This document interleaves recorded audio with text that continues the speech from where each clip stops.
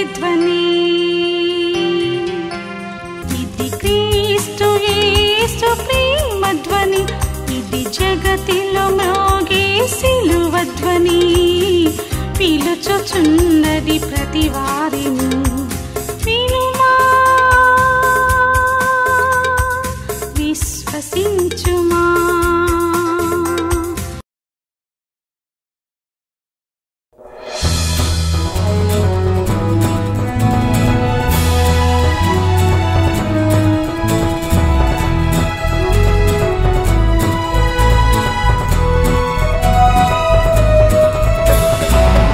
జయ యేసు జయ యేసు, జయ జయ క్రీస్తు జయ క్రీస్తు. జయ జయ యేసు జయ యేసు, జయ జయ క్రీస్తు జయ క్రీస్తు. జయ జయ రాజా జయ రాజా, జయ జయ రాజా జయ రాజా. జయ జయ స్తోత్రం జయ స్తోత్రం. జయ జయ యేసు జయ యేసు, జయ జయ క్రీస్తు జయ క్రీస్తు. జయ జయ యేసు జయ యేసు, జయ జయ క్రీస్తు జయ క్రీస్తు.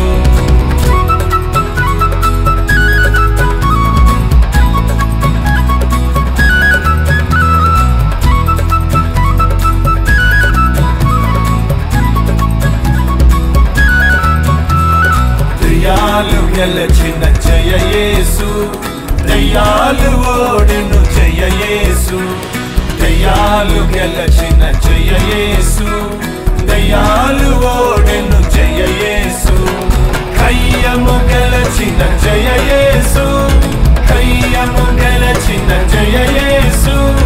అయ్యా నీవే జయ యేసు.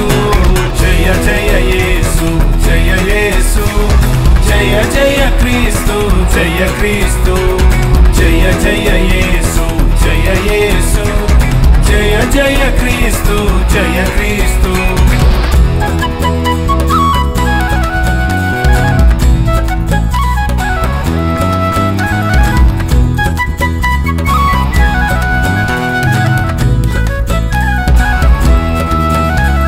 సదాన్ని గెలచిన జయ యేసు, సదాను ఓడెను జయ యేసు.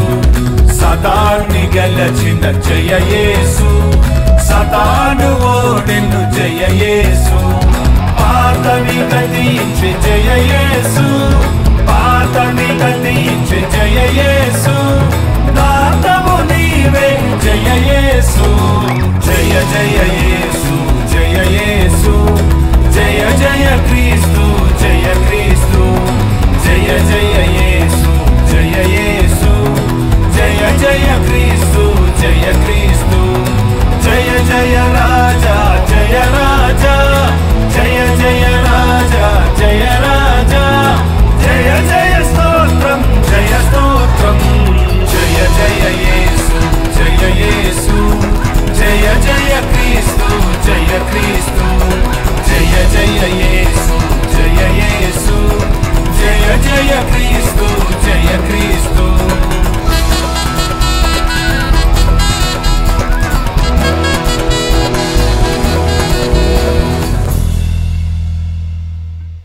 ఎంతమంది వాక్యం జాగ్రత్తగా వింటారో, ఎంతసేపు వింటారో చూద్దాం.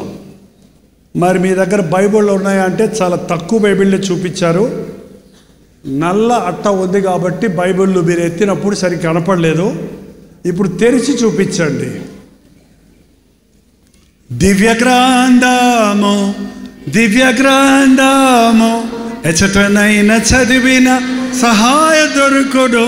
కష్టములు వచ్చిన దుఃఖములు కలిగిన విడువకుండా చదువుడి దివ్య గ్రంథం. ఏ గ్రంథం? దీని మీద ఏం రాసింది? పరిశుద్ధ గ్రంథం.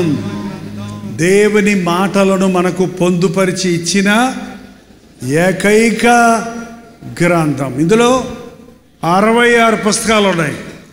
40 మంది గ్రంథకర్తలు 1600 సంవత్సరముల పరిధిలో 3 వ్యత్యాసమైన భాషల్లో బైబిల్ రాశారు. విచిత్రం ఏంటంటే పాత నిబంధన కొత్త నిబంధన భక్తులు ఎవరు కలుసుకోలేదు. వాళ్ళు రౌండ్ టేబుల్ కాన్ఫరెన్స్ చేసి మాట్లాడుకోలేదు, డిస్కస్ చేసుకోలేదు, ఒకరికొకరు తెలియదు. కానీ అంతకాల పరిధిలో రాసిన అంతమంది రచయితలు, రాజులు రాశారు, పామరులు రాశారు, రకరకాల వృత్తిలో శాస్త్రులు రాశారు. కానీ అందరూ పరిశుద్ధాత్మని ప్రేరేపణతో రాశారు కాబట్టి బైబిల్ అంతటిలో ఒకే సారం ఉంది. ఆ ఒకే ముఖ్యమైన వ్యక్తి యేసుక్రీస్తు. యేసుక్రీస్తు రక్తము ద్వారా మానవ జాతికి పాపక్షమాపణ ఉంది అన్న సత్యాన్ని బయలుపరుస్తుంది. అదే సమయంలో బైబిల్లో హిస్టరీ ఉంది, చరిత్ర ఉంది. బైబిల్లో హైజీన్ ఏంటంటే ఆరోగ్య సూత్రాలు ఉన్నాయి.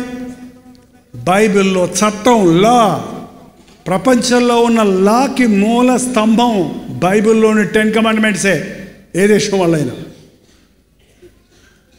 చట్టం ఉంది,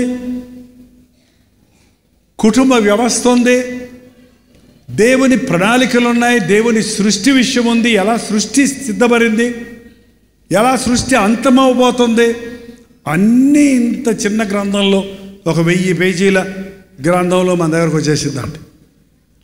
అందుకని బైబిల్ చాలా గొప్ప పొక్కిషం. 1971 సంవత్సరంలో పట్టుకున్నాను బైబిల్ నేను. అప్పటి నుంచి ఇప్పటిదాకా చదువుతున్నాను 52 సంవత్సరాల నుంచి. ఒక న్యూస్ పేపర్ ఒకసారి చదివితే రెండోసారి చదవం, పడేస్తాం. ఈ చదవడానికి ఏముండదు అందులో. కానీ ఎంత చదివినా, ఎన్నిసార్లు చదివినా తవ్వుతున్న ధననిధిలాగా దేవుని వాక్య సత్యాలు, పరిశుద్ధాత్మని విషయాలు మనకి పరిశుద్ధ గ్రంథం బయలుపరుస్తుంది. కాబట్టి అనుదినము బైబిల్ చదవటం అభ్యాసం చేసుకోండి. రోజు 3 అధ్యాయాలు చదవండి, ఆదివారం 5 అధ్యాయాలు చదవండి. మళ్ళీ సంవత్సరానికి ఒకసారి బైబిల్ పూర్తిగా చదివి ముగిస్తారు. కొంతమంది అలా చదవరు. ఇక్కడ ఒక ముక్క, మళ్ళీ రేపు ఇక్కడ ఒక ముక్క, అక్కడ ఒక ముక్క, ఇక్కడ ఒక ముక్క చూసి ఏమంటారు తెలుసా? బైబిల్ మాకు అర్థం కావటం లేదంటే ఆదికాండం నుంచి మొదలు పెట్టండి, మత్తయి సువార్త నుంచి మొదలు పెట్టండి, చదవండి. చదువు రాకపోతే ఏం చేయాలండి? చదువు రాని వాళ్ళు ఏం చేయాలండి? కళ్ళు సరిగ్గా కనపడడం వాళ్ళు ఏం చేయాలండి? చదువు రాని వాళ్ళకి ఉత్తరం వస్తే ఏం చేస్తారండి? వీడు దుబాయ్ పోయి చదువు రాకపోతే నాకు ఉత్తరం రాశాడు అని పొయ్యిలో వెంట పెడతారా? ఏం చేస్తారు? గబగబా ఉత్తరం తీసుకెళ్ళి చదువు, అమ్మా మా అబ్బాయి ఏం రాశాడో వినిపించుకుంటారు లేదా? అలాగే మీకు చదువు రాకపోతే ఏం చేయొచ్చు తెలుసా?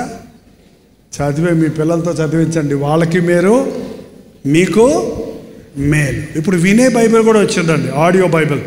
మీ సెల్లో పెట్టుకుంటే బైబిల్ని వినొచ్చు, ఎవరో చదివింది ఉంటుంది, మీరు వినొచ్చు. అలాగైనా కూడా హృదయంలో వాక్యం ఉంటే మనకు జ్ఞానం ఉంటుంది, పాపం మనకు దూరంగా ఉంటుంది, దేవుని మీద విశ్వాసం మనకు వృద్ధి చెందుతుంది. కాబట్టి వాక్యం చదవండి. చదువుతారా? రెండో చెప్పాను కదా ఇందాక, జార్జ్ మల్లర్ చేసింది ఏంటి? ఇంకొకటి, ప్రార్థన చెయ్యండి. రోజు ఉదయం లేచిన వెంటనే ప్రార్థన ఎన్ని పనులున్నా సరే, టైం లేదనొద్దు.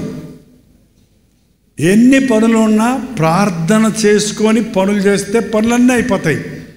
ప్రార్థన లేకుండా టైం లేదని ప్రార్థన మానేస్తే ఏ పని జరగదు ఆ రోజున. అతడు చేయనిదంతయు అంటే నీ పనులన్నీ సఫలం అవ్వాలంటే దేవుని తోడు నీకు కావాలి. కాబట్టి నేను ఉంటానో లేదో, ఈ గెట్టుగదలు జరుగుతాయో లేవో, మీ పాస్టర్ గారులు ఎప్పుడు మీ కూడా ఉండరో, కానీ మనతో ఎప్పుడు ఉండేవాడు, నిన్ను విడువను, నిన్ను ఎడవాయనన్న ప్రభు ఎప్పుడు ఉంటాడండి. మన ప్రార్థన అర్ధరాత్రి చేసినా వింటాడు, తెల్లవారు చేసినా వింటాడు. ఆపత్కాలములో నాకు మొరపెట్టు, రేపు నీకు జవాబిస్తానన్నాడా? వెంటనే. ఎంతమంది ప్రార్థన చేసినా, ఎంతమంది ఒకే టైంలో ప్రార్థన చేసినా అంతమంది ప్రార్థన వినగలిగినంత గొప్ప దేవుడు మన దేవుడు. డబ్బులు ఇచ్చినోడికి ఎక్కువ విని, డబ్బులు ఇవ్వనోడు వినకుండా ఉండే పాస్టర్ గారులు అంటాడు కాదు. ఇష్టమైన ఫోన్ ఎత్తి ఇష్టం లేని ఫోన్లు ఎత్తనోళ్ళలాగా కాదు ఆయన. ఎవడైనా దరిద్రుడు మొరపెట్టినా వింటాడు, పాపి మొరపెట్టినా వింటాడు. ఎప్పుడు, ఎందుకంటే మనందరం ఆయన బిడ్డలం, మనలందరినీ ఆయన ప్రేమిస్తున్నాడు. కాబట్టి ఏం మర్చిపోయినా ప్రార్థన మాత్రం మర్చిపోకండి. ఇంట్లో నుంచి బయటికి వెళ్తే ప్రార్థన చేసుకుంటారా? కొంతమంది ఊపుతున్నారు. లోపలికి వచ్చినప్పుడు చేసుకుంటారా? క్షేమంగా తీసుకొచ్చావు ప్రభువా అని చేస్తారా? పెద్ద పెద్ద ప్రార్థనలు చేయక్కర్లా. పెద్ద మీరు బస్సు పట్టుకోవాలి, ట్రైన్ పట్టుకోవాలన్నప్పుడు ప్రార్థన చేసుకుంటారని అరగంట చేసుకుంటే ట్రైన్ వెళ్ళిపోద్ది అక్కడ. ఏంటంటే అలాగే అన్నం తినేటప్పుడు ప్రార్థన చేసుకునేటప్పుడు అన్నాలు పెట్టేశాక వడ్డించేశాక నాన్నో అమ్మో ఉండండి నన్ను ప్రార్థన చేసేదాకా ఎవరు తినకండి అని నువ్వు ఇంత పెద్ద ప్రార్థన చేసావు అనుకో, వాళ్ళు ఎప్పుడో తినేసి ప్లేట్లు పెట్టేసి వెళ్ళిపోతారు, నువ్వు ఇంకా ప్రార్థనలోనే ఉంటావు. అప్పుడు చిన్న ప్రార్థనలు చెయ్యండి. ఏంటంటే క్లుప్త ప్రార్థన ఎంత పొడుగ్గా ఉందని దేవుడు చూడడం, ఎంత మనసులో నుంచి వచ్చింది, హృదయాంతరేంద్రియాల్లో నుంచి వచ్చే కేకే ప్రార్థన అన్నాడు ఒక దైవజనుడు. హృదయంలో నుంచి వచ్చే కేకే ప్రార్థన, అది వెంటనే వింటాడు ఆయన. బైబిల్లో కొన్ని చాలా చిన్న ప్రార్థనలు ఉన్నాయి. మీరెప్పుడు మనసులో పెట్టుకొని ఈ చిన్న ప్రార్థనలు మీరు చేసుకుంటూ ఉంటే మీకు పెద్ద ప్రార్థన అంటే ఉచ్చరింపశక్యముగాని మూలుగులతో చేయే ప్రార్థన చేసుకోవాలనే ఆశ కలుగుద్దండి. చెప్పమంటారా? చిన్న ప్రార్థనలు చాలాసార్లు చెప్పాను లైవ్లో కూడా. ప్రభువా నాకు సహాయం చేయి, ప్రభువా మాతోరా, ప్రభువా నీ సన్నిధి మాకు తోడు దయచేయి, ప్రభువా నాకు సహాయం చేయి, ప్రభువా నన్ను బలపరచు. పరీక్షలు రాసేటప్పుడు ప్రార్థన చేయమంటారు కొంతమంది పిల్లలు, మేము చేయక్కర్లా, ప్రభువా నాకు జ్ఞానం దయచేయని ప్రార్థన చేసుకొని పెన్ను పెట్టండి, నీకు జ్ఞానం జ్ఞాపకశక్తి దేవుడు ఇస్తాడు. కొన్నిసార్లు నువ్వు అవతలోడు నిన్ను చిక్కుల్లో పెడుతుంటాడు, నీ నోటి మాటలతో పట్టుకోవాలని ప్రయత్నిస్తుంటాడు. అప్పుడు నువ్వు మనసులో ప్రార్థన చేసుకో, ప్రభువా ఈ చిక్కుల్లో పడకుండా నన్ను కాపాడు, సమయోచితమైన మాట మాట్లాడటానికి జ్ఞానమో దయచేయి, ప్రభువా నన్ను కనికరించు, ప్రభువా నాకు కృప చూపించు, ప్రభువా నన్ను జ్ఞాపకం చేసుకో. ఇంకా బెస్ట్ ప్రేయర్. ఆ సులువు మీద ఉన్న దొంగ ఏం చేశాడండి? ఏం ప్రార్థన చేశాడు? ఏం పెద్ద ప్రార్థన చేశాడా? యేసు నీ రాజ్యంలో పెద్ద ప్రార్థన చేసిన పరిశీలంతా వదిలిపెట్టి నేనే తీసుకెళ్తానయ్యా అన్నాడా? ఏంటండి బతుకంత ఇష్టం వచ్చినట్టు బతికావు, ఇప్పుడు వచ్చి నన్ను జ్ఞాపకం చేసుకోమంటే నువ్వేంటయ్యా, నాకు నా శిష్యులు ఉన్నారు అన్నాడా? వెంటనే జవాబు ఇచ్చాడు. ఏమన్నాడండి? చూద్దాంలే అన్నాడా? అదే నేడు నీవు నాతో కూడా, వెంటనే జవాబు వచ్చింది నాకు. ఎందుకంటే అతను విశ్వాసంతో చేశాడు. ఈయన నిజముగా ఏ దోషము లేనివాడు అని పక్క దొంగతో చెప్పాడు. మనం దోషలం, ఈయన నిర్దోషి, నేను పాపిని, ఆయన నా రక్షకుడు నమ్మాడు. కాబట్టి విశ్వాసంతో అట్టి ప్రార్థనలు చేస్తే ప్రభు సహాయం చేస్తాడు. ప్రార్థన చేసుకోవడానికి టైం లేదనొద్దు. డిఎల్ మూడి అనే ఒక భక్తుడు అనేవాడు, ఈరోజు నాకు చాలా పనులు ఉన్నాయి, మీరేం చేస్తారు చెప్పండి, అందుకే ప్రార్థన చేసుకోలేదు అంటారు కదా. ఆయన ఏమనేవాడంటే చాలా పనులు ఉన్నాయి కాబట్టి చాలాసేపు నేను ప్రార్థన చేసుకోవాలి, ఎందుకంటే ఆ చాలా పనులు నెరవేరాలంటే ఆ అన్ని పనుల కొరకు నా దేవుడు నాకు సహాయం చేయాలి. కాబట్టి ప్రార్థన ఒక నిజమైన క్రైస్తవుడికి ఊపిరి లాంటిది. ఊపిరి ఆడకపోతే ఏమైపోతాం? అంతే. దేవునితో టచ్లో ఉండటం, దేవునితో సహవాసం కలిగి ఉండటమే ప్రార్థన, సంభాషించుకోవటం. అలాగే బైబిల్ చదవటం మనకు పాపము నుండి మనల్ని దూరపరుస్తుంది. పాపము మన జోలికి రాకుండా మనం జయించడానికి మనల్ని బలపరుస్తుంది. సోదరు సుందర్ సింగ్ అనే భక్తుడు చెప్పాడు, ప్రార్థన బైబిల్ పఠనము రెండు రెక్కల్లాంటి. ఒక పక్షి పైకి ఎగరాలంటే ఎన్ని రెక్కలు ఉండాలి? ఎక్కడైనా ఒక రెక్కతో ఎగిరే పక్షిని చూసారా? రెండు రెక్కలు ఎగరాలి. అలాగే ఒక విశ్వాసి భూమికి అతీతంగా, ఈ భూమి ఆకర్షణలకు, భూమిలో ఉన్న పాపానికి దూరంగా పైకి ఎగరాలంటే, ఆధ్యాత్మిక స్థితిలో ముందుకు వెళ్ళాలంటే ప్రార్థన, బైబిల్ పఠనం క్రమముగా దానిని పాటించాలి. మీ బైబిల్ తీస్తారా? మరి బైబిల్లో మార్కు సువార్త 1వ అధ్యాయం 32వ వచనం. సాయంకాలమున ప్రొద్దుగుంకినప్పుడు జనులు సకల రోగులను, దయ్యములు పట్టిన వారిని ఆయన యొద్దకు తీసుకొని వచ్చిరి. పట్టణమంతయు ఆ ఇంట వాకిట కూడి ఉండెను. ఆయన నానావిధ రోగముల చేత పీడించబడిన అనేకులను స్వస్థపరిచి అనేకమైన దయ్యములను వెళ్ళగొట్టెను. అవి తన్ను ఎరిగి ఉండినందున ఆయన ఆ దయ్యములను మాటలాడనివ్వలేదు. ఇక్కడ ఒక ఇంటి ముందు కపెర్నహూము అనే ఒక ఊరుంది. ఇప్పుడు కూడా ఉంది పాలస్తీనా దేశంలో, యెరూషలేములో. ఈ కపెర్నహూము పేతురు యొక్క ఊరు. పేతురు యొక్క అత్తగారు చాలా భక్తి పరురాలు. ఈ పేతురు అత్తగారు చాలా భక్తి కలిగిన ఆమె, అందరికీ ఆతిథ్యం ఇచ్చే ఆమె. పేతురు అత్తగారు భక్తి కలిగింది కాబట్టి పేతురు భార్య కూడా చాలా భక్తి కలిగింది. పేతురు తల్లిబోలే పిల్ల అంటారు చూడండి. మీరు సరిగా ఉంటే మీ పిల్లలు సరిగా ఉంటారు. మీరు ఎన్ని నీతులు చెప్పినా మీ ప్రవర్తన సరిలేకపోతే మీ పిల్లల ప్రవర్తన సరి అవ్వదు. ఇక్కడ పేతురు అత్తగారు ఎప్పుడు యేసుప్రభు ఆ ప్రక్కకు వచ్చిన కపెర్నహూములో ఆయన బస చేసేవాడు. అనేక చోట్ల తిరుగుతూనే ఉండేవాడు యేసుప్రభు. అక్కడికి వచ్చేటప్పటికి ఆ రోజు పేతురు అత్త భయంకరమైన జ్వరంతో మంచం మీద పడి ఉంది. ప్రభు దగ్గరికి వెళ్ళి చేతిని ముట్టగానే జ్వరమామను విడిచిపోయింది. ప్రభు యొక్క తాకుదలలో ఎంత గొప్ప స్వస్థత ఉందో తెలుసా అండి. ఒక పెద్ద ప్రొసీజరు, ఒక మందులు, ఒక డోసులు ఇవన్నీ ఏమి లేవు. చెయ్యి మీద ఆయన చెయ్యి ముట్టుకోగానే జ్వరం తగ్గిపోయింది. ఇంకా విచిత్రం ఏంటంటే ఆమె వెంటనే లేచి వంటగదిలోకి వెళ్ళి వంట డబ్బు ఆరంభించింది. మనకు జ్వరం వచ్చిన తర్వాత జ్వరం తగ్గినా ఏముంటుంది, మనకి నీరసం ఉంటుంది. ఏంటక్క అలా ఉన్నామంటే జ్వరం అమ్మ, ఎప్పుడు మొన్న వచ్చిన జ్వరానికి ఇవాళ కూడా నీరసమే. కానీ ఈమెకి జ్వరము తగ్గింది, నూతన బలము వచ్చింది. విందు చేస్తుంటే ఈ విషయము ఇప్పుడండి మన పక్కింటి వాళ్ళకి ఏం జరుగుతుందో మనకేం తెలియదు. వాట్సాప్ పెట్టుకొని అమెరికాలో ఏం జరుగుతుందో తెలుసుకోవాలని ఆశ ఉంది. కానీ మన పక్కింట్లో ఉన్న వాళ్ళకి మన పక్కింట్లో సగం దేవుడు ఎరుగు. ఆ పక్కనున్న మన అబ్బాయి ఏం చేస్తాడో మనకు తెలియదు. ఈ గదిలో ఉన్న అమ్మాయి ఎవరితో మాట్లాడుకుంటుందో మనకు తెలియదు. మనకెందుకో లండన్లో ఏం జరిగితే మనకెందుకు, ఢిల్లీలో ఏం జరిగితే మనకెందుకు, అవి మాత్రం గెలుక్కుంటా కూర్చుంటారు, ఇంటిని పట్టించుకోరు. వాళ్ళు కాదండి మనకు కావాల్సింది, దేవుడు మనకిచ్చిన కుటుంబం. మీ కుటుంబంతో మీరు సమయం గడపండి, మీ బిడ్డలను కూర్చోబెట్టుకొని మాట్లాడండి, కుటుంబ ప్రార్థన చేసుకోండి. ఎంతమంది ఇళ్లలో కుటుంబ ప్రార్థన ఉందో చేయి చూపిస్తారా? హల్లెలూయా.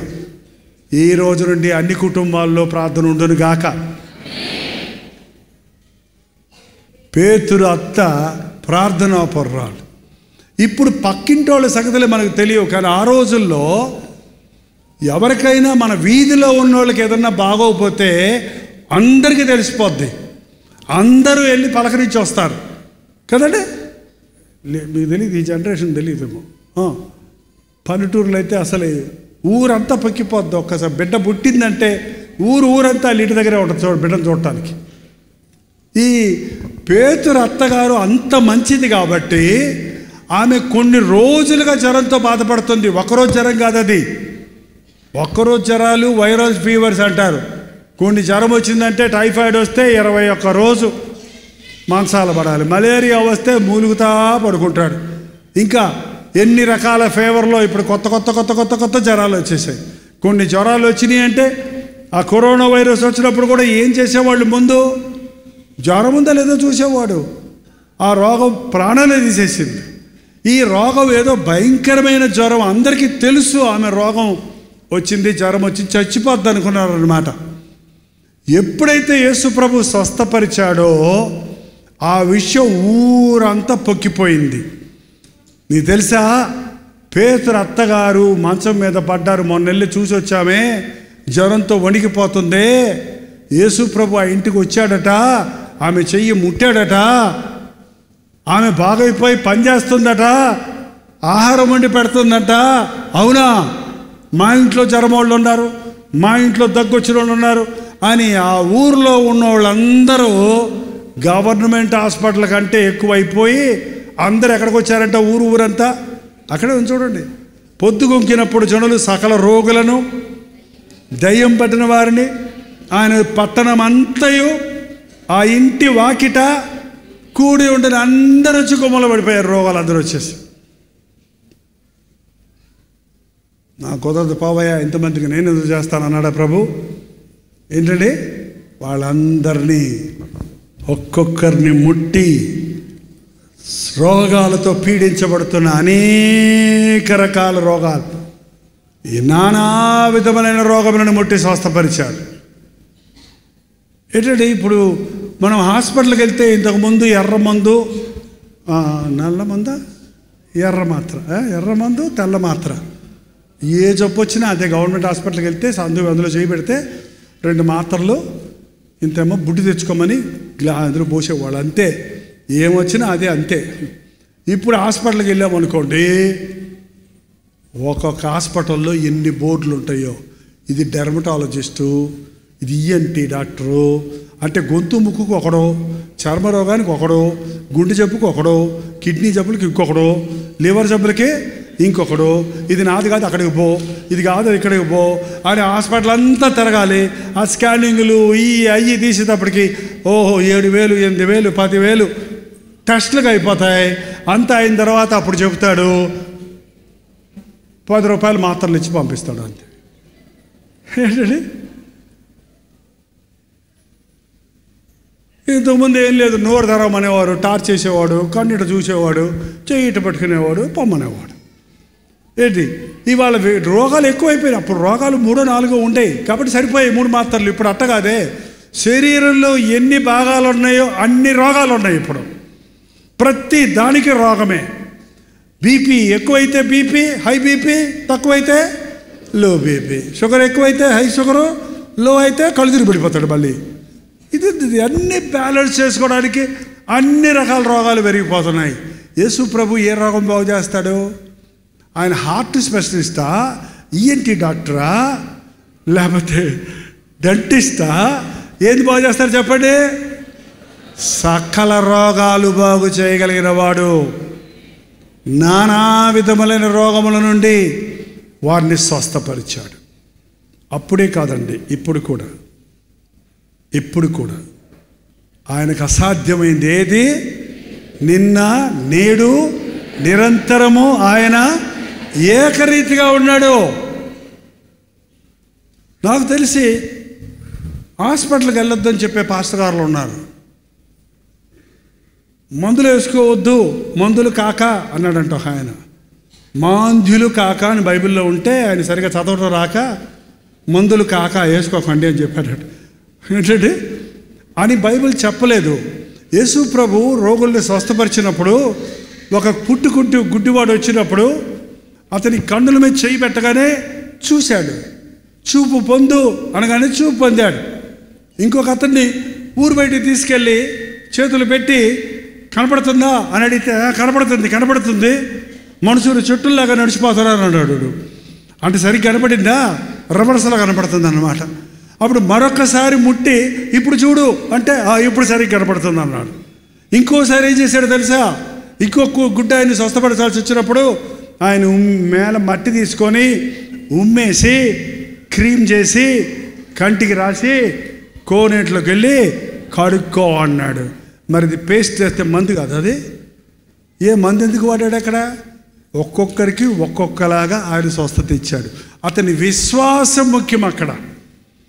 కడుక్కోపోవంటే పోయా నీ ఉమ్ము రాసి నాకు కడుక్కోమంటావు, ఉమ్ము రాసి కడుక్కోమంటావు పో అనేటుంటే వాడి కళ్ళు వచ్చి ఉండేవి కావు. వాడు నమ్మాడు కాబట్టి స్వస్థత పొందాడు. Doctor cuts, God heels. Surgery చేసినప్పుడు డాక్టర్ గారు నిజంగానే మన పొట్టో ఎక్కడో ఏ భాగం అయితే అది కోసేస్తారు కదా. మళ్ళీ దారం వేసి టైలరింగ్ పని కూడా చేస్తారు డాక్టర్ గారు. కుట్టేస్తారు.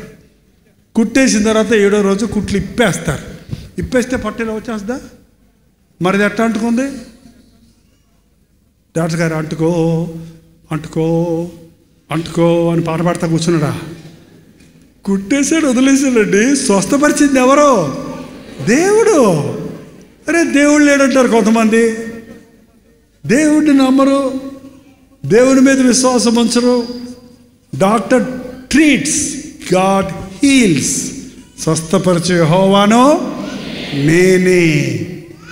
ఏ డిజార్డర్, ఏ అనారోగ్యము, ఏ బలహీనత, ఏ యాంటీబాడీ, ఏది మన శరీరంలోనికి ఇన్ఫెక్షన్లు వస్తున్నాయి, రోగాలు వస్తున్నాయి అంటే దానికి కారణం ఆ యొక్క విషపూరితమైన ఏవో వస్తున్నాయి. వాటన్నిటి నుంచి స్వస్థపరచగలిగిన వాడు మన ప్రభు. ఈ 52 సంవత్సరాల సేవలో నేను అనేక మంది రోగులు స్వస్థపడడం నా కళ్ళారా చూశానంటే. వీడు బతకడు అనుకున్నవాడు బతికి హాయిగా దేవుని నామాన్ని మహింపరుస్తున్నాడు. ఈ క్యాన్సర్ తగ్గదు అనుకున్న వాళ్ళు క్యాన్సర్ నుండి స్వస్థపడి ఇవాళ ఆరోగ్యంగా వారి కుటుంబాలతో ముందుకెళ్ళడం చూస్తున్నాను. ఈ తాగుబోతు మారడు. అసలు ఇంకో రకం రోగాలు ఉన్నాయండి. శరీరానికి వచ్చే రోగాలు ఒక రకమైతే మరొక రోగము ఇందాక అన్నా కదా, మాయదారి రోగం అంటే ఏంటి? పోయే కాల రోగం. మీరందరూ ఎవరు తాగరనుకుంటా. అసలు మీ ఉప్పాడలోనే ఎవరో తాగరనుకుంటా. ఉప్పాడలో తాగుబోతులే లేరని నేను అనుకుంటున్నాను.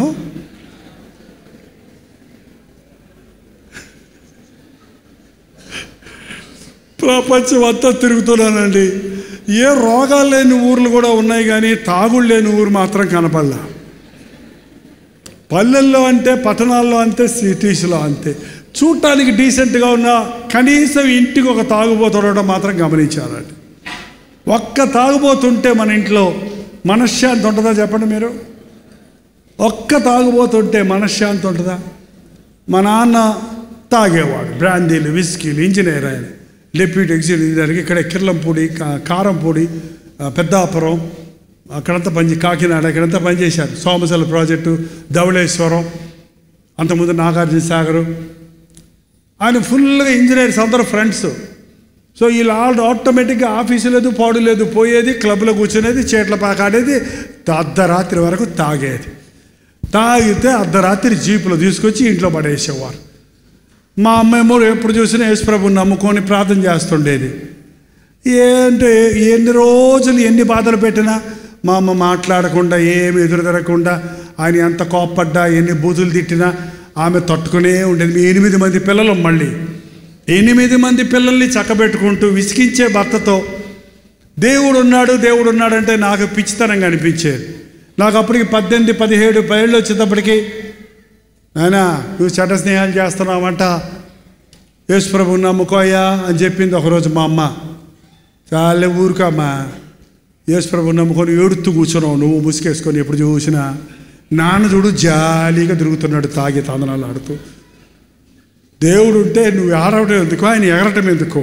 దేవుడు లేడు, దెయ్యము లేదు, జీవితాన్ని బతికేయటం, అనుభవిస్తాం, చచ్చిపోతాం. చచ్చిపోయిన తర్వాత ఏం జరిగింది, ఎవడు చూసి వచ్చాడు అని ఆర్గ్యుమెంట్ పెట్టుకునేవాడు, వాదించేవాడు. ఒకసారి మా అమ్మ అంది, అలా అన్నకయ్యా, యేసుప్రభు ఉన్నాడయ్యా, దేవుడు ఉన్నాడయ్యా, మీ నాన్నను మారుస్తాడయ్యా. మారితే నేను కూడా మారుతానులే అన్నాను గబక్కనే, ఆయన ఎలాగ మారడనుకొని. ఆ సంవత్సరమే మారాడు ఆయన అద్భుతంగా.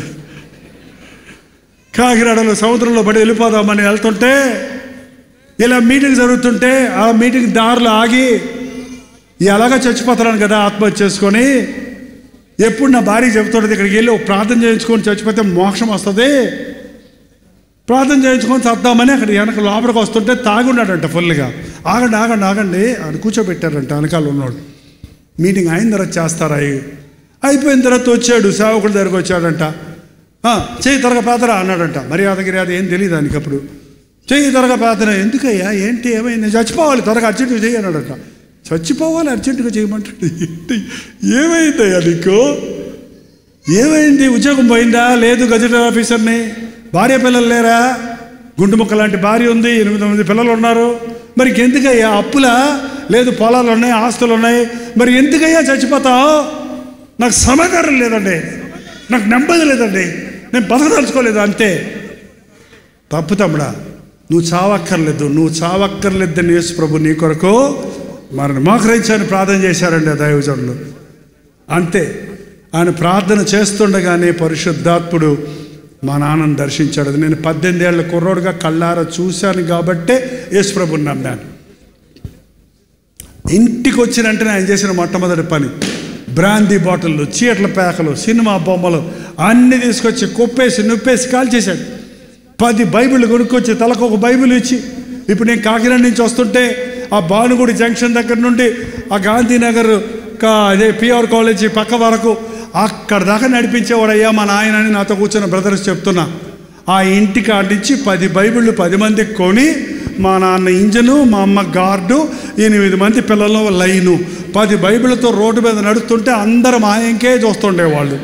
అందులో యూనిఫామ్ అమ్మాయిలకి ఒకే డ్రెస్ కుట్టించేవాడు మా నాన్న. అంతకుముందు జీపుల్లో కారులో తిరిగాం. గవర్నమెంట్ జీపు మనం వాడకూడదు, దేవుని మందిరానికి వెళ్ళటానికి లంచం పుచ్చుకోకూడదు, అన్నీ లంచం పుచ్చుకోవడం మానేశాడు, అబద్ధాలాడటం మానేశాడు. 3 నెలలు తిప్పలు పడ్డాను. కానీ అంతకంటే ఎక్కువ దేవునితో మా నాన్నతో పోరాడలేకపోయా. అమ్మ ప్రార్థన నాన్నను మార్చింది, నాన్న ప్రార్థన అమ్మ నాన్నల ప్రార్థన నన్ను మార్చింది. 3 నెలలు తిరగకుండా నా పాపము నా జ్యేష్ఠ కుమారుడు ఒడిలో పాడనీయకు అని మా నాన్న ప్రార్థిస్తే నా జీవితాన్ని దేవుడు పట్టుకున్నాడు. ముసలోడిని అయ్యాక నమ్ముకుందాంలే అనుకున్నానండి. నేను అదే అన్నాను, మా నాన్న నువ్వు కూడా మారయ్యా అంటే, నువ్వు 40 ఏళ్ళు వచ్చే వరకు నీ ఇష్టం వచ్చినట్టు తిని తాగి తందనాలు దొక్కి అన్నీ అనుభవించి చూచి మారావు. నాకు ఇంకా 18 ఏళ్ళు అసలు నాకు మీసాలే సరిగా రాలేదు. నేను ఇంకా బ్రాంతి ఏంటో అదేదో ఇదేదో అంటారే, ఆ గుంట ఈ గుంట ఆ గొయ్యి ఈ పెంట పెటారాలు ఏమీ రుచి చూడలేదు. అవి రుచి చూడాలా? ఏ పాపం చేయకుండా అప్పుడే మారిపోమంటావు, నన్ను సన్యాసం పుచ్చుకుంటావు అంటే మరి 3 నెలలు గొడవ పెట్టుకున్నానండి మా నాన్నతోటి. కానీ ఇప్పుడు అనుకుంటున్నాను, ఆ గబ్బులో పడి ఉంటే నా బతికే గబ్బయి ఉండేది. దేవుడు నా కోసమే మా నాన్నను మార్చాడేమో. ఆ పాపంలో పడకముందే ప్రభు నన్ను పట్టుకొని ఆయన కొరకు వాడుకుంటున్నాడు. కాబట్టి ఇంతకాలం దేవుని కొరకు బతుకుతున్నా. చాలామంది అడుగుతారు, మీరు యంగ్గా ఉంటారు ఏంటండి, మీరు ముసలోళ్ళు కదా, మీ తల ఎందుకు నల్లగా ఉంది, మీరేంది మోకరిస్తారేంది, మీకు అంత ఓపిక ఎక్కడి నుంచి వచ్చింది ఏంటండి? పెంటలో పెటారాల్లో తల పెట్టల, గప్పు తినలా, గోతులో పళ్ళ, ఫ్రెష్గా దేవునికి ఇచ్చా నా జీవితాన్ని దేవుడు కాపాడుతున్నాడండి. ఏంటంటే సాతాను ఎంగిల్ చేసేసాక, సాతాన్ని సారమంతా పీకేశాక, నీ బతుకంతా వేస్ట్ అయిపోయాక అప్పుడు దేవుడికి ఇచ్చి వాడుకో ప్రభువా వాడుకో నాయన అంటే ఏం వాడుకుంటాడు? నీ గొంతంతా గందరగోళం చేసుకున్నావు, నీ లంగ్స్ అన్నీ పొగదాగి పాడు చేసుకున్నావు, నీ అవయవాలన్నింటినీ సాతానికి వ్యభిచారానికి ఇచ్చేసావు. ఇంకేమైపోద్ది? నీలో సారం ఎట్లుంటుంది? అందుకే యవనస్తులు, నేను ఎక్కడికి వెళ్ళినా బతులాడుతున్నాను, యవనస్తులారా ఇదే మంచి సమయం. యవ్వన కాలంలో దేవునికి వచ్చేయండి. మీ జీవితం మీరు దీవించబడతారు, మీ ద్వారా 1000 మంది దీవించబడతారు. మీరు బలంగా ఉంటారు, అనేక మందికి ఆశీర్వాదకరంగా ఉంటారు. నీ జీవితాన్ని పాడు చేసుకుంటే నీ తమ్ముళ్ళు చెల్లెలందరూ పాడైపోతారు. నేను మారాక మా తమ్ముళ్ళు చెల్లెలందరూ మారారు. మా ఇంటికి ఆశీర్వాదం వచ్చింది. డబ్బులు సంపాదించి మా నాన్నకి ఇవ్వలేదు నేను. మా నాన్న ఉత్తరం రాసేవాడు, నాయన నువ్వు డబ్బులు నాకు అక్కర్లేదురా, నువ్వు సేవ చేస్తుంటే దేవుడు నీ తమ్ముళ్ళని చెల్లిని అందరినీ ఆశీర్వదిస్తున్నాడు. నాకు అనేక సంవత్సరాలుగా ఆగిపోయిన ప్రమోషన్స్ అన్నీ నాకు వచ్చాయి. నువ్వు దేవుని సేవలో నమ్మకంగా ముందుకు సాగు అని చెప్పగలిగాడు. ఈరోజు మన జీవితాల్లో చాలామంది మన బిడ్డలను దేవుని సేవ చేయడానికి దేవుడు పిలుస్తుంటే వద్దులే నాయన కష్టాలు ఉంటాయంట. సరే కష్టాలు ఉంటాయి, కష్టాలు లేకుండా లేవండి. సేవ అంటే సూటు బుట్టేసుకోవటం కాదు, దీని వెనకాల చాలా కష్టం ఉంది. ఇప్పుడు కూడా నేను ఎన్ని గంటలు పనిచేస్తాను తెలుసా? నాతో ఉన్నోళ్ళు చెప్తారు, మీకు కావాలి, నేను చెప్పుకోకూడదు డబ్బా అంటారు. ఏంటంటే ఎంత తక్కువ నిద్రపోతానో తెలుసా, ఎంత తక్కువ తింటానో తెలుసా, ఎన్ని పస్తులకైనా రెడీ, ఎంత కష్టంగానే రెడీ, చెమట గార్చడానికి రెడీ, కండలు కరిగ తీసుకోవడానికి రెడీ. ఎందుకంటే కష్టం ఎక్కడైనా ఉంటుంది. కానీ క్రీస్తు కొరకు పడిన కష్టంలో నూతన బలం ఉంది. యెహోవా కొరకు ఎదురు చూచువారు నూతన బలం పొందుతారు. రెస్టరేషన్ ఉంటున్నాడు. కష్టం లేకుండా ఎవరైనా ఉద్యోగం చేస్తున్నారో చెప్పండి. ఇక్కడ జాలరి మీరు వేటకెళ్ళినప్పుడు కష్టపడకుండా చేపలు పట్టుకొని వస్తున్నారో చెప్పండి. మీరు వలేసి తీసినప్పుడు కష్టపడకున్నారు. ఇక డాక్టర్ గారు ఉన్నారండి, డాక్టర్ గారు కదా అంటారు. ఆయన కష్టపడకుండా డాక్టర్ ఎట్ అవుతారు చెప్పండి. ఎంతమంది పేషెంట్స్ను ఎంతమంది ట్రీట్ చేయాలి, అబ్బబ్బో వాళ్ళ పని ఎంత భయంకరంగా ఉంటుందో నాకు తెలుసు. ఎవరైనా కష్టపడాల్సిందే, ఎవరైనా ఇంట్లో కష్టపడాల్సిందే, బయట. కానీ దేవుని కోసం కష్టపడుతున్నప్పుడు ఇహమందు పరమందు కూడా దీవెన ఉందండి. ఈ లోకంలో కష్టపడితే ఈ లోక సంపాదనే ఉంటుందేమో, కానీ దేవుని కోసం కష్టపడితే ఇక్కడ నీకే తక్కువ అవ్వదో అక్కడ నీకు ఉంటుంది. ఎంతమంది మీ బిడ్డలను దేవునికి ఇవ్వాలనుకుంటున్నారు? రోషం రావాలని చెప్తున్నా. ఎంతమంది యవనస్తులు మిమ్మల్ని మీరు దేవునికి అప్పగించుకోవాలనుకుంటున్నారు? అంత ఈజీ కాదులేండి, చెయ్యి ఎత్తటం కూడా కష్టమే. అయినా ఒకళ్ళిద్దరు ఎత్తారు. నా దగ్గర చాలామంది పాస్టర్ గారి వాళ్ళ పుట్టినరోజు ప్రార్థన చేయాలి అంటారు, ఇక్కడ చేయాలి అంటారు. నేను ఒకటే మాట అంటా, నా పుట్టినరోజు అన్న వాళ్ళు అందరితో ఒకటే మాట, ఎందుకు పుట్టావు? మొహం పెడతాడు. ఎందుకు పుట్టావు? అమ్మ నన్ను అడగమంటావా? ఎందుకు పుట్టావో నువ్వు తెలుసుకోనంతసేపు నువ్వు పుట్టిన జీవించున్న జీవితం వ్యర్థం అన్నారండి. దేవుడు కారణం లేకుండా మనల్ని ఎవరిని ఈ లోకంలో జన్మింప చేయలేదు. దేవుడు నిన్నుగా ప్రేమిస్తున్నాడు. ప్రతి ఒక్కరూ ఆయనకి స్పెషల్. అందరూ విఐపీస్, వెరీ ఇంపార్టెంట్ పర్సన్. ప్రతి ఒక్కడిని దేవుడు ప్రత్యేకంగా శుద్ధపరుచుకున్నాడు అండి. నేను పిండముగా ఉన్నప్పుడే నీ కన్నులు నన్ను చూశాయి అన్నాడు దావీదు. పిండం అంటే ఎలాగుంటుందండి? రక్తపు గడ్డ. రక్తపు గడ్డగా ఉన్నప్పుడే నియమించబడిన దినములలో ఒకటైనను కాకమునిపే నా దినములన్నీ నీ గ్రంథంలో లిఖితములాయను. స్త్రీలు లెక్క పెట్టుకుంటారు, నెల తెప్పాను అంటే ఎన్ని రోజులు ఎన్ని నెలలు గర్భిణి అని తెలిసి డెలివరీ టైం ఫిక్స్ చేస్తున్నారు కదా. ఇంకా పిండముగా నియమించబడక ముందు నుంచి లెక్కలు కట్టాడంట దేవుడు. ఆహా, ఎంత గొప్ప దేవుడు! చూడటానికి రక్తపు గడ్డే, కానీ ఈ రక్తపు గడ్డ జైపాలు అవ్వాలి అని అనుకున్నాడని నాకు అప్పుడు తెలిసింది. 18 ఏళ్ళకి తెలిసింది నాకు. ఇంకా ముందే తెలుసుంటే బాగుండేది అనుకుంటాను నేను ఇప్పుడు కూడా. నీకు ఎన్ని సంవత్సరాలు అయిపోయిందో, నువ్వు ఎందుకు పుట్టావో, ఎందుకు నిన్ను జన్మింప చేశాడో. మీరు విశ్వాసులు అంటున్నారు, బాప్తిసం పొందామంటున్నారు. రక్షించబడిన తర్వాత మొట్టమొదట మీరు అడగవలసిన ప్రశ్న దేవుని, దేవా నన్ను ఎందుకు పుట్టించావు? ఈరోజు ఇంటికి వెళ్ళి అడగండి దయచేసి. నన్ను ఎందుకు రక్షించుకున్నావు? ఇంకా గొప్ప విషయం ఏంటంటే, పుట్టినోళ్ళు చాలామంది ఉన్నారు, రక్షించబడ్డోళ్ళు కొద్దిమంది ఉన్నాం. దేవుడు ప్రత్యేకంగా నిన్ను ప్రేమించాడు కాబట్టి నీకు దొరికాడు ఈ గొప్ప దేవుడు. నీ పక్కింటి వాళ్ళకి లేరు, నీ ఎదురింటి వాళ్ళకి లేరు. కొన్నిసార్లు అంటారు, మా ఇంట్లో నేను ఒక్కదాన్నే మారాను, నేను ఒక్కడనే మారాను. నిన్ను అంటే అంత ప్రేమ ఆయనకి, అంత ప్రేమ. నీ ద్వారా నీ ఇంటి అంతటిని మార్చాలని దేవుడు ఎందుకు మనల్ని పుట్టింపజేశాడో వ్యక్తిగతంగా మీరు ఇళ్ళకి వెళ్ళి ప్రార్థన చేయండి. వాళ్ళ తెలుసుకోండి, దేవుడు చెబుతాడు. సౌలు అనేవాడు ఉన్నాడు బైబిల్లో, కొత్త నిబంధనలో. మత వైరాగ్యం కలిగిన వాడు. యూదా మతం అయింది. యూదా మతం వేరు, క్రైస్తవత్వం వేరు.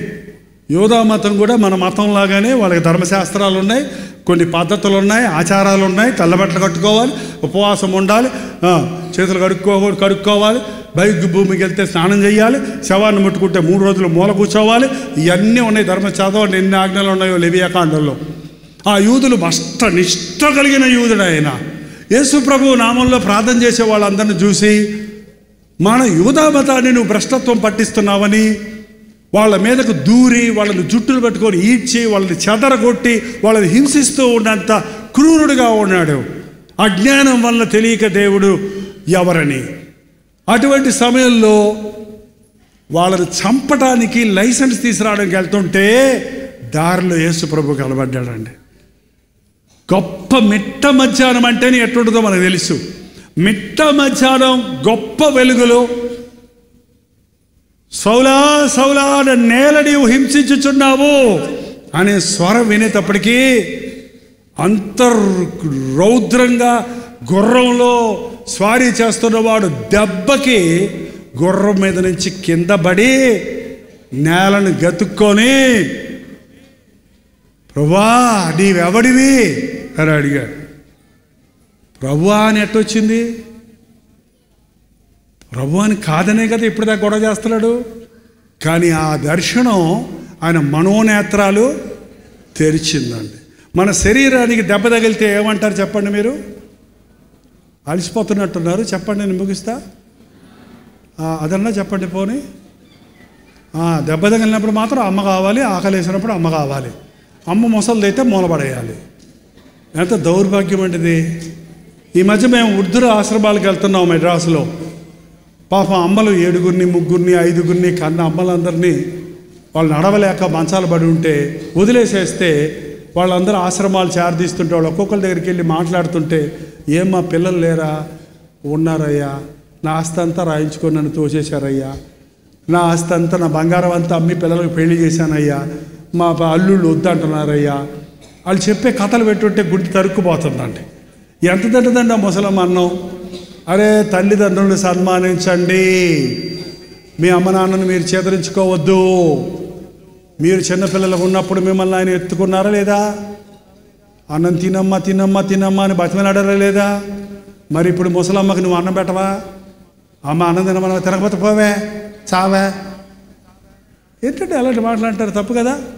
చేయవాకండి దయచేసి. ఏంటంటే యేసయ్య నువ్వు ప్రేమించేవారు తల్లిని తండ్రిని ప్రేమిస్తారు, భార్యను ప్రేమిస్తారు, భర్తను గౌరవిస్తారు. శరీరానికి దెబ్బ తగిలితే అమ్మ అంటావు. ఎందుకంటే మన శరీరం ఎక్కడి నుంచి వచ్చింది? అమ్మ కడుపులో నుంచి వచ్చాం మనం. అమ్మ రక్తం పంచి మనకు శరీరాన్ని ఇచ్చింది. ఆత్మదేవుడు ఇచ్చాడు, కానీ శరీరం బీజం తండ్రిది, కానీ శరీరం అమ్మ శరీరం, రక్తంలో నుంచి వచ్చాం. కాబట్టి శరీరానికి దెబ్బ తగిలితే ఏమంటాం? నాకు కొన్ని ఆపరేషన్లు అయినాయి.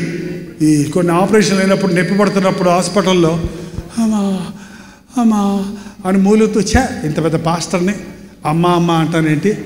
ఏసయ్య అనాలి కదా.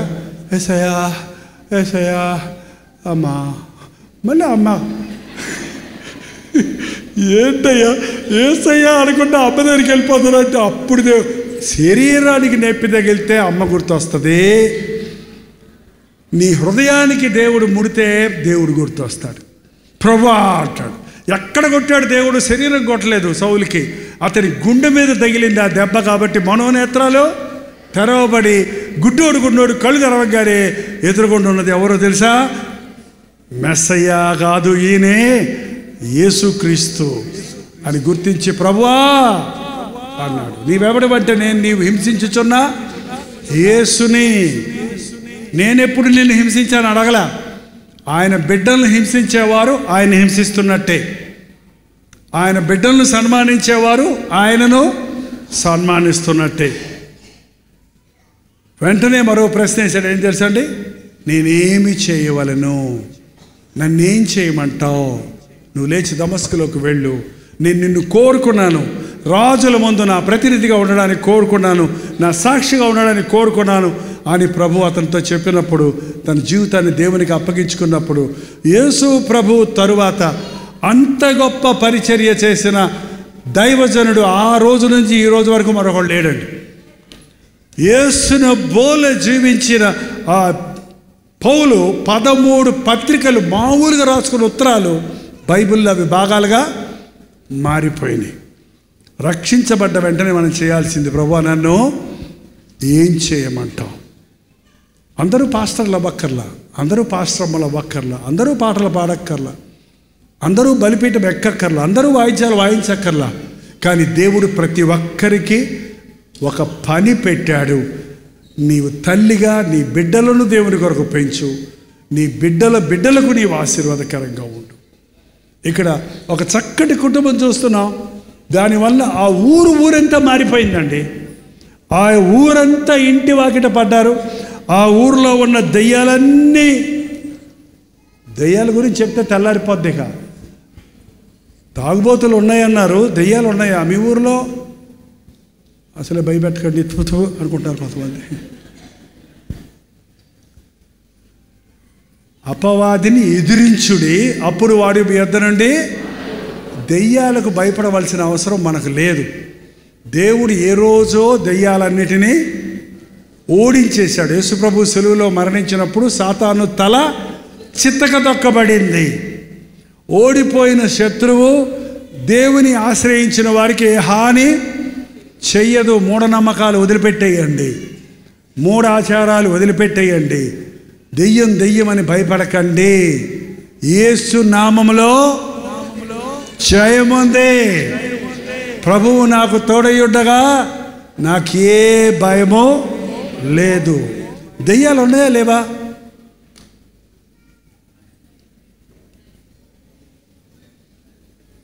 దెయ్యాలంటేనండి లూసిఫర్ దేవుడు సాతాన్ని ఎవరు చేశాడంటాడు. సాతాన్ని ఎవరు చేయలేదు, దేవుడు దూతలను చేశాడు. ఆ దూతల్లో ఒక దూత వెలుగు దూతగా, క్వైర్ లీడర్గా చేశాడు దేవుడు. అది గర్వంగా నేను కూడా దేవుళ్ళగా అయిపోవాలని హెచ్చించుకుంది పరలోకంలోనే. గర్వానికి పరలోకంలో చోట్లేదు కాబట్టి తోసేస్తే దాంతోపాటు 3వ వంతు దూతలు పడిపోయినాయి. ఆ పడిపోయిన దూతలే దెయ్యాలు. దెయ్యాలకు శరీరాలు లేవు, ఓన్లీ స్పిరిట్ ఉంటుంది. ఆ దెయ్యాలు ఏం చేస్తాయంటే నీ శరీరాన్ని వాడుకోవడానికి నీ మీదకు వస్తాయి. నువ్వు చోటిస్తే, నువ్వు భయపడితే, లేదా నువ్వు పాపాన్ని ప్రేమిస్తే. ఈగ వస్తుంది అనుకోండి నా ముక్కు మీద కోరకే, నా ముక్కు అంటే దానికి ప్రేమ వచ్చిందా? ఎందుకు వస్తుంది ఈగ ముక్కు మీదకే? బెల్లం ఉంటే వస్తుంది, అంతేనా? మీకు అది కూడా అర్థం కాదా? క్యాడ్బరీ చాక్లెట్ అలా కదండి. ఈగలు ఎందుకు వస్తాయి? ఆ తీపి పదార్థాలు వస్తే ఉంటాయి. నీ దగ్గర పాపం చోటు ఉంటే దెయ్యం నీ దగ్గరకు వస్తుంది. చోటు లేకపోతే నీ దగ్గర రాదు. అది నీ దగ్గర రాదు, భయపడక్కర్లా. యేసు ప్రభు నీలో ఉన్నప్పుడు రాడు. ఆ దురాత్మ ఏం చేస్తుంది? మన ఆత్మ మీద కూర్చొని మనం పనిచేయకుండా అణిచేస్తుంది. అందుకని దెయ్యం పట్టిన వాళ్ళు ఏం చేస్తున్నారో వాళ్ళు తెలియదు. కానీ దెయ్యం వదిలిపెట్టిన తర్వాత ఏమైంది నాకు, ఏమైందని అడుగుతారు చూసారా? అప్పుడు దాకా వాడి మత్తులో ఉంటుంది. ఇది ఇంకా వెస్ట్రన్ దెయ్యాలు వచ్చాయి, ఇప్పుడు నాజూకైన దెయ్యాలు వచ్చాయి, కొత్త కొత్త రకాల దెయ్యాలు వచ్చాయి. కానీ మనం దీనికి భయపడాల్సిన అవసరం లేదు. నువ్వు ఒకటి చేయకూడదు అనుకొని చేస్తున్నావంటే, అది చేయకుండా ఉండలేకపోతున్నావంటే అది నువ్వు కాదు, నీ మీద ప్రభావితమైన దురాత్మ యొక్క ప్రభావం. అర్థమైందా? నేను తాగకూడదు అనుకుంటున్నాను, తాగుతున్నాను అంటున్నాడండి. ఏంటి చెప్పండి? తాగుడు దెయ్యం. ఏం దెయ్యం? మీరే తాగుబోతానని అడగండి.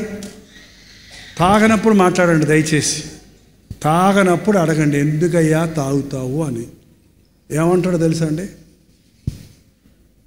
ఏం చేయమంటారండి? భార్య ఏడుస్తుందండి, పస్తులు పెడుతున్నారండి, నాకు మాత్రం తాగటం అంటే ఇష్టమా అంటాడు. ఏంటంటే అదే నువ్వు తాగినప్పుడు వెళ్ళి అన్నావు అనుకో, నీ గుండె పగల కొడతాడు. జాగ్రత్త. తాగినప్పుడు నేను చాలామంది తాగుబోతులతో చేతులు వేసి మాట్లాడతా. మా చర్చిలో చాలామంది చర్చికి వచ్చేవాళ్ళు చాలామంది ఒకప్పుడు భయంకరమైన తాగుబోతులు, తాగి రోడ్డు మీద పడిపోయేవాళ్ళు. ఇవాళ వాళ్ళందరినీ ప్రభు మార్చాడు. ఇప్పుడు వాళ్ళు బైబిల్ పట్టుకొని వాళ్ళ పిల్లలు వాళ్ళ కుటుంబాలుగా దేవుని మందిరానికి వస్తారు.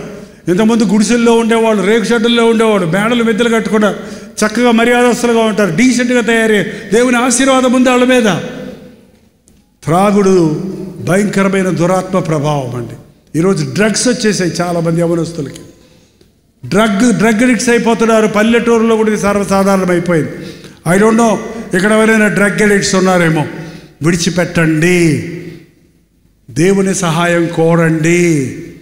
మీలో ఉన్నవాడు లోకములో ఉన్నవానికంటే అపవాది మనకంటే బలవంతుడే, కానీ మన ప్రభు అపవాది కంటే కోట్ల రెట్లు బలవంతుడు.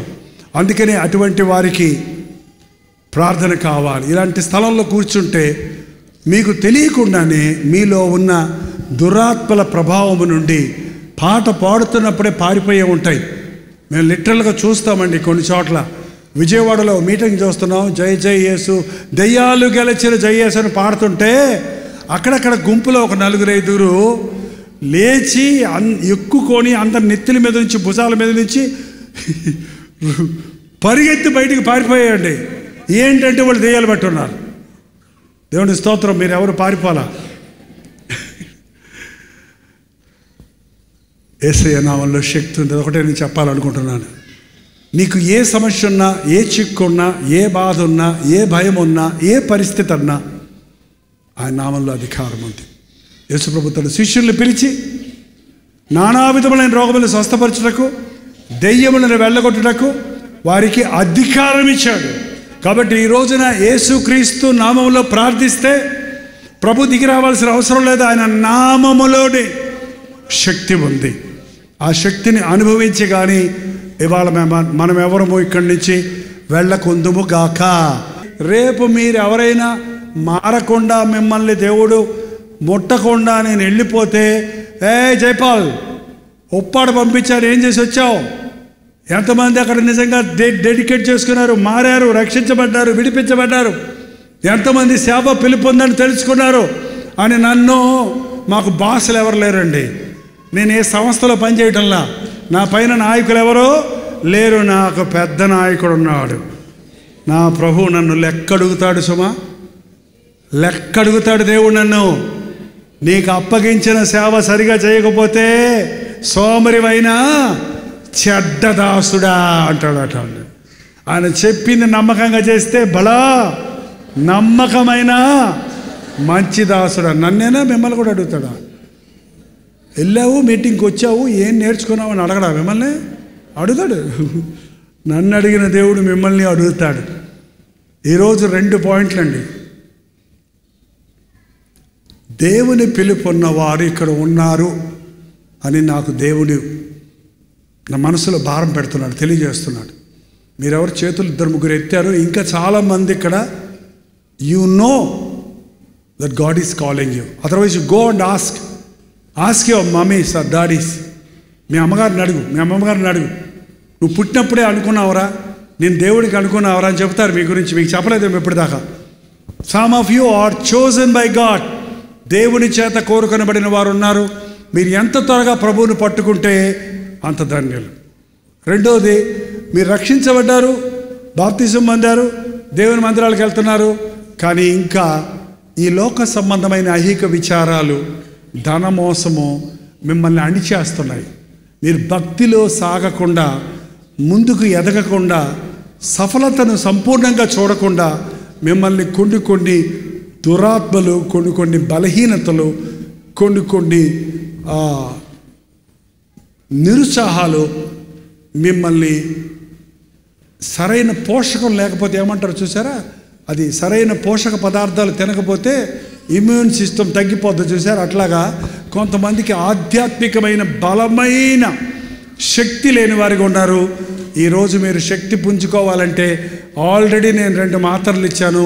ఒకటి బైబిల్ రీడింగు, రెండోది ప్రార్థన. ఐజాలు నువ్వు క్రమంగా దాన్ని పాటించావంటే ఆధ్యాత్మిక వీరుడిగా సిద్ధపడతావు. నాకు తెలుసు కొంతమంది ఇక్కడ చీకటి శక్తులతో, దురాత్మలతో బంధించబడి విడుదల లేని వారిగా, అంటే ఏమి స్పందన లేని వారిగా ఉన్నారండి. అట్టి వారిని దేవుడు ఈ రాత్రి విడిపించును గాక. మీరందరూ లేచిలబడితే కొద్దిసేపు ప్రార్థనలో గడపాలనుంది. మీరు ఒప్పుకుంటే ప్రార్థన కావాలన్న వాళ్ళందరూ ఎంత గట్టిగా చెప్పగలరో అంత గట్టిగా హల్లెలూయా చెప్పండి. ఈరోజు ఈ ప్రార్థనలో దేవుని ప్రణాళిక నా పట్ల నెరవేరాలి అన్నవారు హల్లెలూయా చెప్పండి. నా మీదున్న శాపములన్నిటి నుంచి నేను విడిపించబడి ఇక్కడి నుంచి వెళ్తానన్న వారందరూ హల్లెలూయా చెప్పండి. ఈ రాత్రి ప్రభువు నన్ను ముట్టాలి అన్నవారు మనస్ఫూర్తిగా ప్రభువా నన్ను ముట్టు అని హల్లెలూయా చెప్పండి. అలాగే 2 కళ్ళు మూసుకొని నోరు తెరిచి నన్ను ముట్టయ్యా, నన్ను ముట్టయ్యా. పేతురు అత్తను ముట్టగానే జ్వరము విడిచినట్లుగా నీ గాయపడిన హస్తముతో నన్ను ముట్టి నా బలహీనత నుంచి నన్ను విడిపించయ్యా, నా రోగము నుండి నన్ను విడిపించయ్యా, నా మీదున్న పితృపారంపర్యమైన వ్యర్థ ప్రవర్తన నుంచి నన్ను విడిపించయ్యా. నా శరీరానికి స్వస్థత కావాలి, నా మనసుకు నెమ్మది కావాలి, నా జీవితం పట్ల నీ ప్రణాళిక నేను ఎరగాలయ్యా. నా ఇంటికి రా యేసయ్యా, నీ సన్నిధి నాకు దయచేయ్యా. దేవా యేసయ్యా, నీకు వందనాలయ్యా. నేను చావవలసిన స్థలంలో నువ్వు మరణించి, నేను పొందవలసిన శిక్షను నీవు పొంది, నా కొరకు నీవు చేసిన యాగము కొరకు వందనాలయ్యా. నమ్ముచున్నానయ్యా. అవిశ్వాసం లేకుండా నాకు సహాయం చేసయ్యా. ప్రతి ఒక్కరూ ప్రార్థన చేద్దాం. పరిశుద్ధుడా, ప్రేమగల తండ్రి, ఒక్కసారి నీ బిడ్డలను చూడయ్యా. ఈ రాత్రి చేతులెత్తి నాకు విడుదల కావాలి, నా యేసయ్య గాయపడిన చేయి నా మీద పడాలి, నన్ను ముట్టాలి, నా సమస్యకు విరుగుడ కావాలి, నా శాపము నుంచి విడిపించబడాలి, నా శరీర రోగముల నుంచి నేను స్వస్థపడాలి, లోతైన రక్షణ అనుభవాన్ని నేను పొందాలి, దైవ ప్రత్యక్షతలు పొందాలని ఎవరెవరు ఏ ఆశతో చేతులెత్తుతున్నారో వారిని ఒక్కసారి చూడయ్యా. ప్రార్థనలకు ఇచ్చేవాడా, ప్రార్థనలకు జవాబులిచ్చే ప్రభువా, నీకు వందనములు. ఈ రాత్రి ఉప్పాడలో పరిశుద్ధాత్మని కార్యాలు జరగాలయ్యా. నామకార్థ క్రైస్తవులుగా, ఆచార భక్తులుగా కాక, ఆత్మయందు తీవ్రత కలిగి ఆధ్యాత్మిక జీవితములలో వర్ధిల్లు వారిగా ఉండుటకు పరిశుద్ధాత్మతో మమ్మల్ని ఒక్కొక్కరిని అభిషేకించుము నాయన. నేను నా ఇంటి వారు యెహోవానే సేవించుదామన్న తీర్మానంతో ఇంకా గృహాలలో మారని వారు మారినట్లుగా ఈ రాత్రిని పరిశుద్ధాత్మ కార్యములు జరిగించుము నాయన. ప్రతి ఇంటిలో కుటుంబ ప్రార్థన, ఇంటి చుట్టూ దేవుని కంచె ఉంచి దురాత్మ శక్తుల నుండి తప్పించుము నాయన.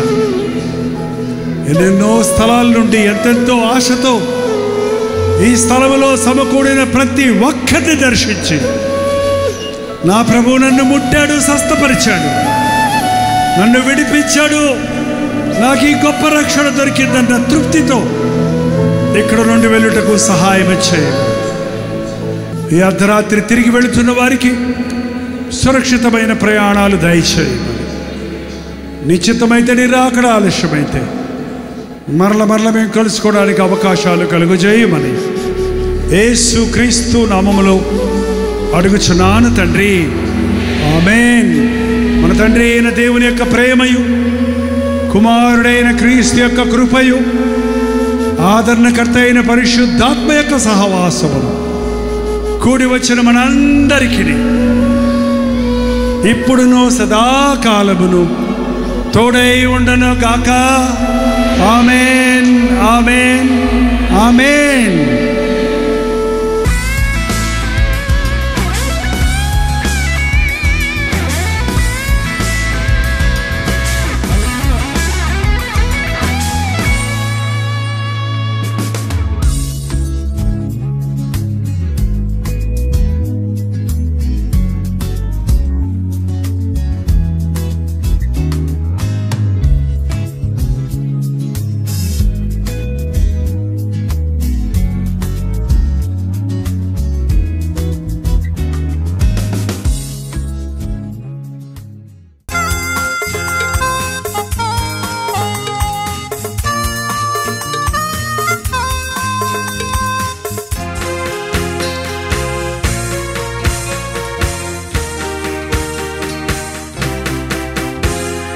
బ్రతుకు భారమై నీ